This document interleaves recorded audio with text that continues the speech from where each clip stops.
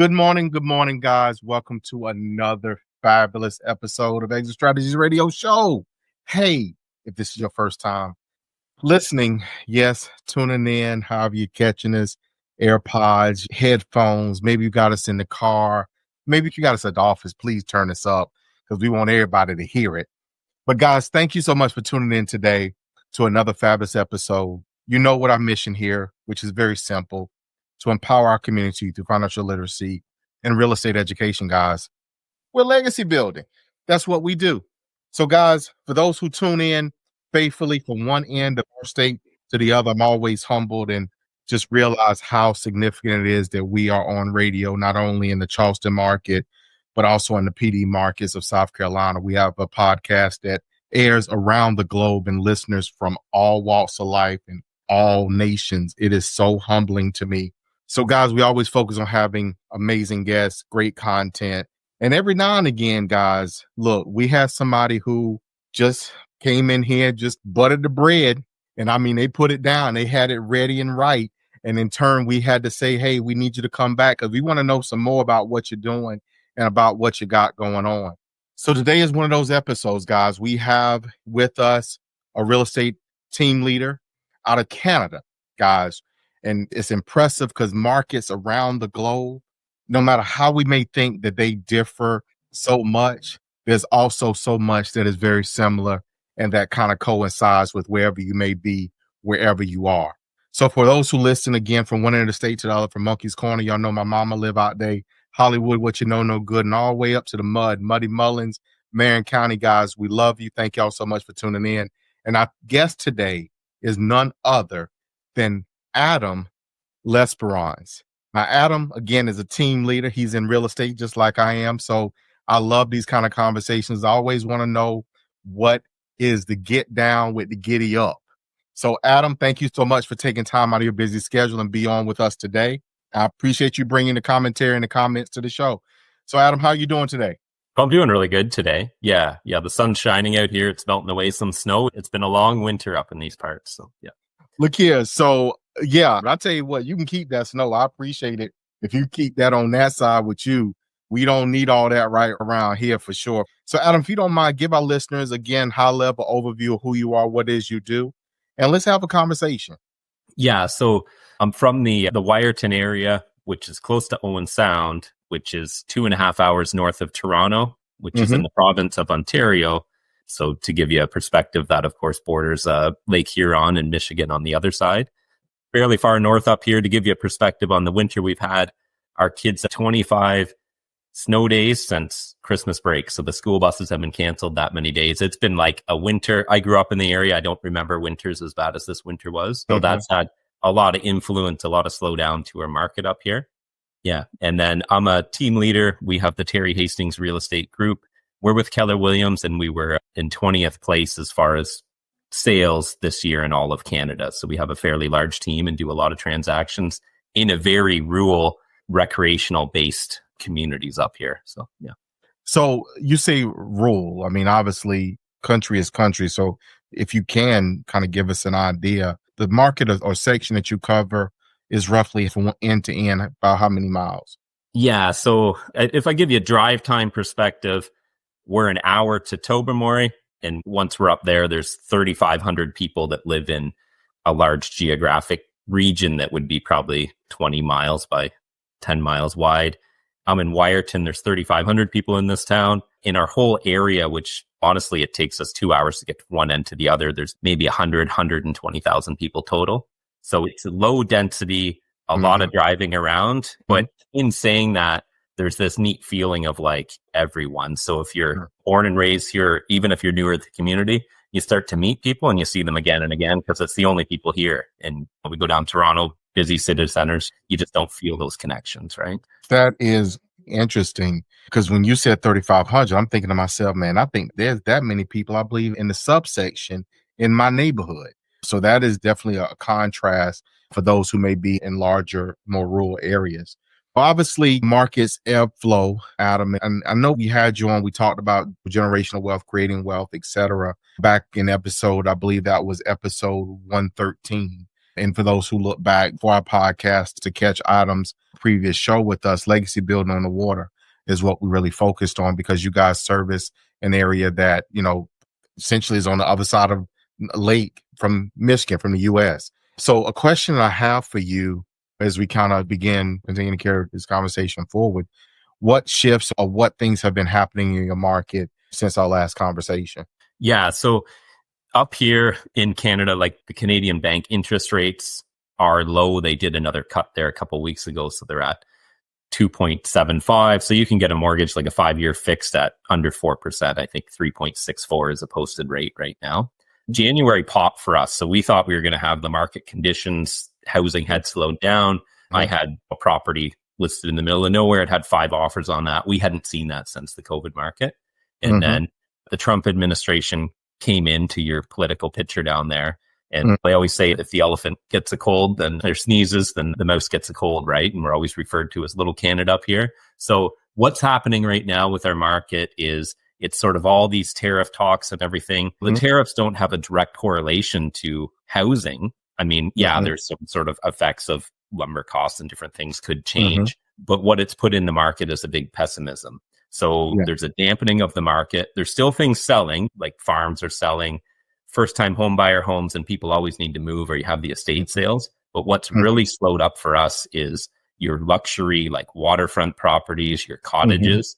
They're always the first not to buy and always the first to sell because they're not needed. They're an extra for people, right? So the market has softened up greatly. So, yeah. That makes perfect sense. So I want to come back because I don't want to miss this. Now, you say your rates are 5 or whatever they're about as far as percentage wise. Yeah. What's the term? Did you say 5 years? Yeah, like a 5-year fixed rate. We're a little different. And I know in the States, just from what I've learned associating with different realtors and stuff down there, the way that it's sort of formulated is a little different, the way you guys get into things there. But we're like a 5-year fixed. And then after the 5 years, you have to renew and go into another 5-year term. Now that may be amortized over 25 or 20 or 30 years, but it's not like you just sign up for that big long term to begin with. Every 5 years, or if it's a 3-year term, when you renew at whatever rates there are, right? So, for us in the States, that kind of works more like a commercial realm is similar. You have it's like a shorter windows, right? Shorter window as far as amortization may be set on a longer scale, a longer period, but typically it's going to take a few refinances, or if you're focused on paying off. But most times, somewhere during that time period, values have increased on that refinance. You're either, depending upon, this is me leading into a question here, but my assumption is that in your market, as the market continues to cycle, prices of values increase, you may have some people that, before they get to that place where they need to refinance, they may sell, take the equity and go to another property. Is that what they're doing? Oh, definitely. And you can always get out of those and you can sell it earlier, but there's the fees or whatever you're going to get hit with. The challenge we have is we had interest rates that were under 2% for a while there during the COVID market, right? So some of these people bought into the market, they got the very low rates, but they're coming up for renewal. And maybe they bought a place that was $1 million, but now it's only going to appraise at 7, and they have to get a higher interest rate. So then you're seeing that they're having to put them up for sale in desperation, or the amount of powers for sales that we have right now is much greater, like a bank sale, right? So people are forced because they can't afford those payments anymore. So it's not a good market. I never liked that market, but it's something that happens, right? So you just try to work with those people to get them through it. So I'm definitely going to frame this as a question as well, and not to kind of harp on that, because every market is different. So for our listeners, guys, every market is different. Real estate is so local. All right. Whether your locality is 2 hours from end to end, or if it's 20 minutes end to end, whatever that may look like. But Adam, where do you see your market going, and where are the opportunities for not only buyers, but also for sellers, and where you see the market heading? Yeah. So at this moment in time, I always think back to the history, but when sort of buyers are sitting on the fence and things aren't happening and some sellers need to sell, like those are often the best times historically to actually buy. It was when everybody else is sort of saying, no, I'm not going to right now. I want to see where the bottom is. You're probably near at the bottom. And then those people sit back, they're like, oh, I wish we bought in that year, right? So I think we're going to have a year like that where people go back and reflect on the spring market or however long this goes on for. And I wish I bought then, right? So we're going to see a lot of that. So I do feel like our market conditions will improve. Like whatever's going to happen is going to happen. There's always big things happening in the world with the tariffs and everything. But I mean, we'll work through it. In our area, just because we're north of city centers, I do feel like as a long-term picture, I do feel strongly that people are going to want to get out of city centers. And then with the demographics of baby boomers and different things, a lot of people don't want to stay in a city center when they retire. They want to go back up to where they're from or back to a spot where there's fresh air and sunshine and everything. So I think we're going to be protected in that. Okay. So for a seller, what does this potentially look like? I mean, are they able to, hearing what you just said, which was some people in city centers, there's maybe an opportunity or season they may be able to, okay, I'm out of here and I'm going back out to a smaller or more rural location, a little bit more land, a little bit more distance. And that's probably a good question to ask you there about what size you're typically someone's purchasing. Are they purchasing large parcels of land with a home, or what does that tend to look like in your market? Yeah. So as far as like properties, what we have listed right now, we have a 137 acre property listed with a house and the shop for 1.3 million, right? So we have like bigger acreages up here. And then a lot of people from city centers, though, 1 or 2 acres is big for them. And we definitely have lots of that product as well, right?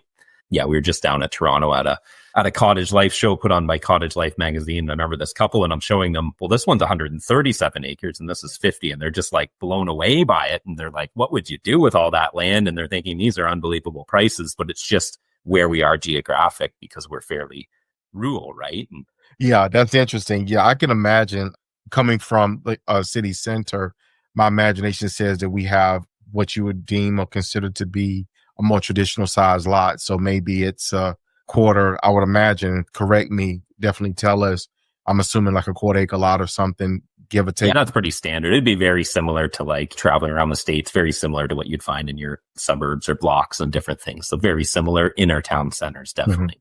And then you end up out in the country and you got this massive piece of property. Oh, that's right. That's right. You got about that's people that have done well. And it's the same where you live likely, but they buy a 100-acre farm on the outskirts of town.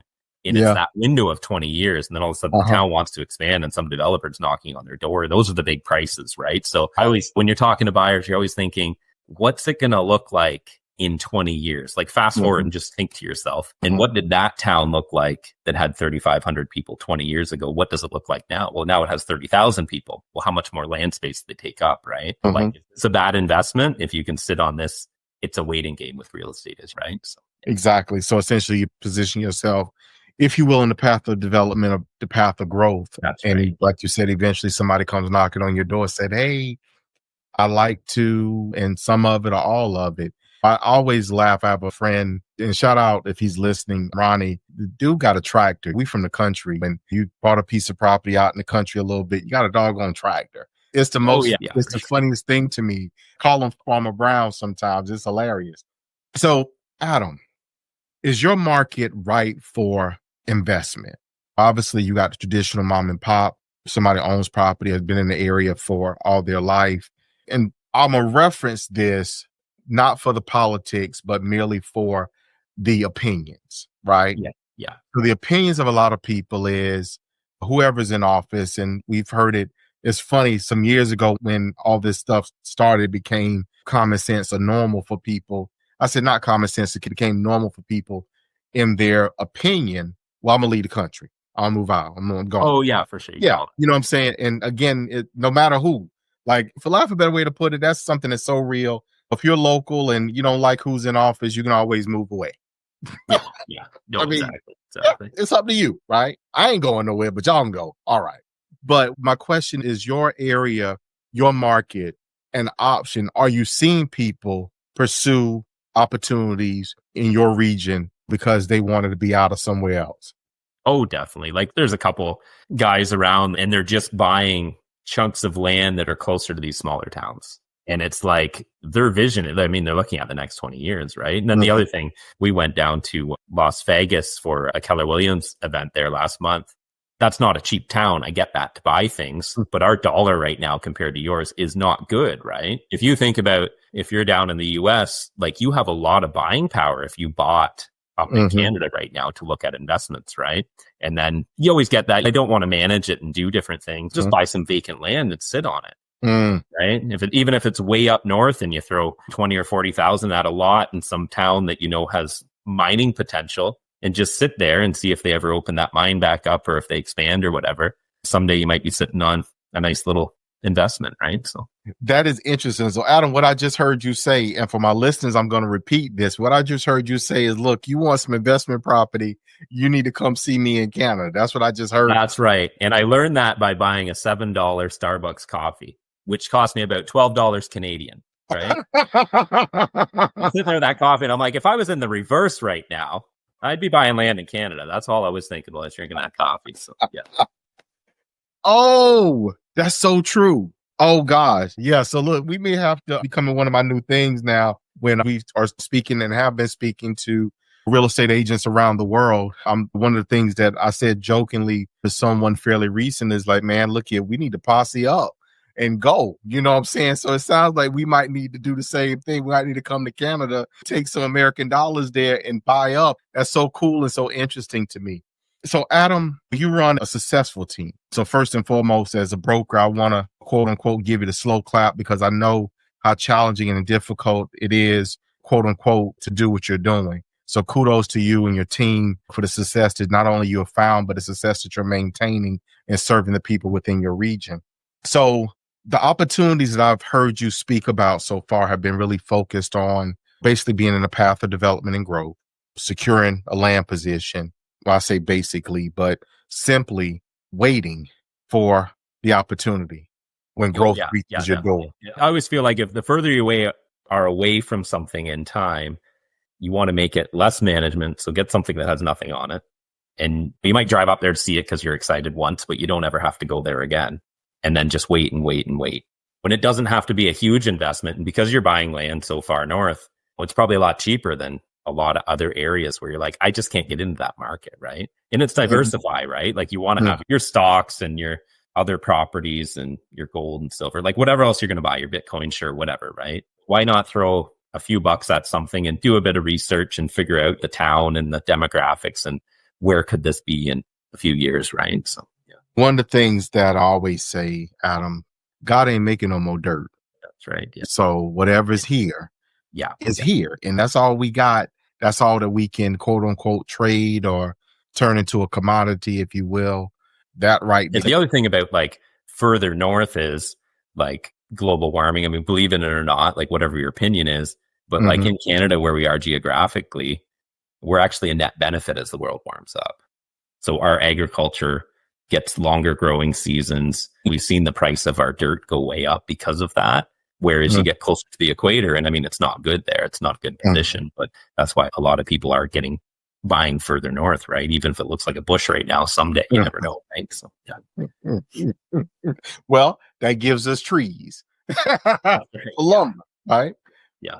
So, Adam, let's cast this vision a little bit, but then also as we cast a vision, what is it that consumers are looking to, again, get into the market? The consumers that should be connecting with you, what should they be mindful of? Like, what should they be aware of? Where are the pitfalls? Because we've touched on the opportunities, but where are the pitfalls as they seek to pursue an opportunity in your region? Yeah. So I think one thing to know is like, there's no guarantees in it, right? And I've sold lots up here and there was some weird spike in the market in like the 80s. And these lots sold for like 60,000. And then we resold them a couple of years ago and got them 65,000. It was just some weird, like new development. People clearly overpaid for it at the time, but that many years, 25 years, whatever it was removed, they really didn't see any value growth there, right?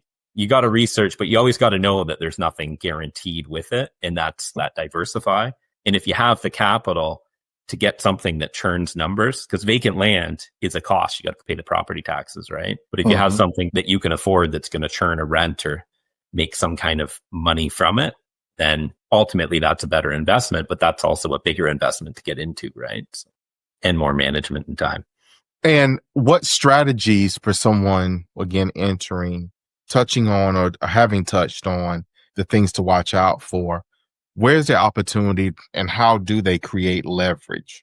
Let's put it that way. Let's frame it in that sense. We talked about financing, what that looks like as far as in your realm. Do you see more creative structures on transactions or merely most are either cash or conventional traditional finance? Yeah, like I think last year, I think I did we did quite a few deals, and personally I did 12 that had VTBs in them.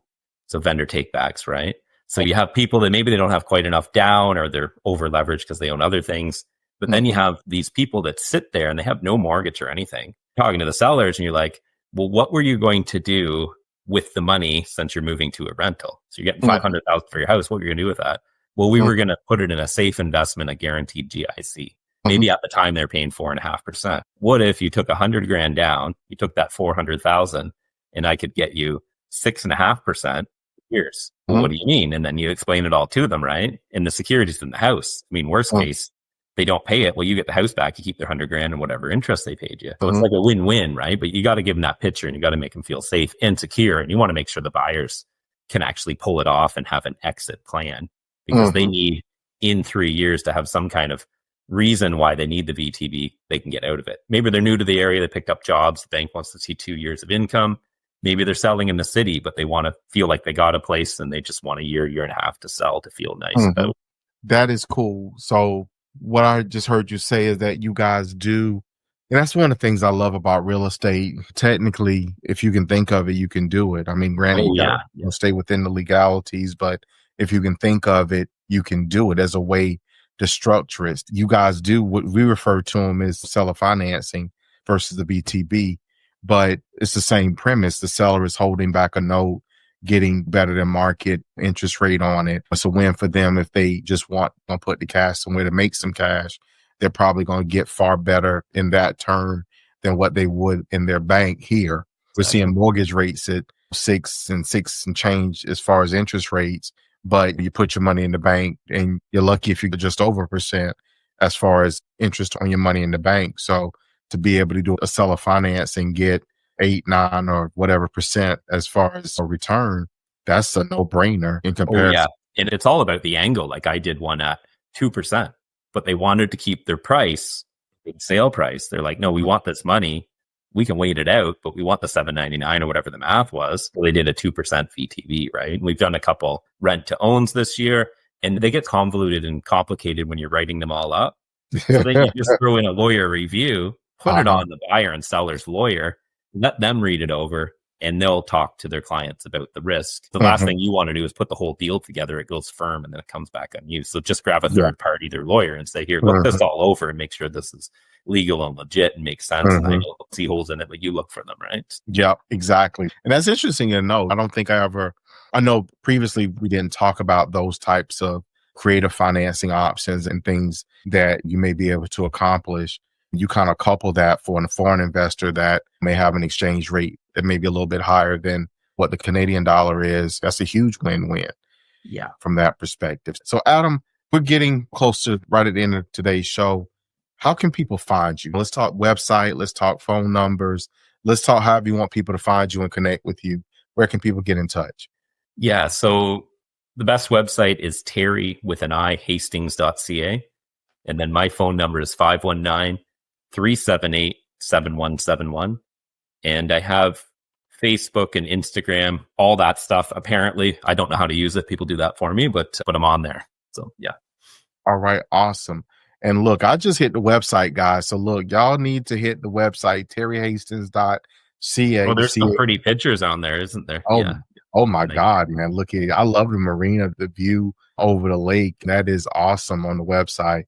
So guys, you need to take a look, see what is going on in Canada and get you some of this real estate because I'm loving some of these prices. Yeah, no, that's right. And that's without the exchange factored in yet. So you just do the math with your little calculator there. Yeah, for sure. So. I love it. Well, Adam, thank you so much, my man, for taking time to be on our show with us today.